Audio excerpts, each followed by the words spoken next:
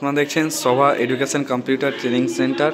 আজ 17ই ফেব্রুয়ারি 2025 রীতিমতো ক্লাস চলছে এবং স্টুডেন্টরা খুব শান্তভাবে ক্লাসগুলো করছে দেখতে পাচ্ছেন।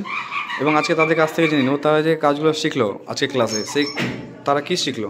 আচ্ছা নাসপারবিন বলো তো আজকে কি শিখলে তোমরা? এআই শিখলে, মানে এআই কি ইউজ করা শিখলে তো? ভালো লেগেছে ক্লাস করে? শুনলেন তারা এআই ইউজগুলো শিখলে বিভিন্ন কাজগুলো কীভাবে করে এআইয়ের মাধ্যমে, কারণ এখন সব কিছু অ্যাডভান্স, তাই এআইকে ইউজ করাটা অনেক ইজি ব্যাপার। 10 মিনিটের কাজ 1 মিনিটে হয়ে যায়।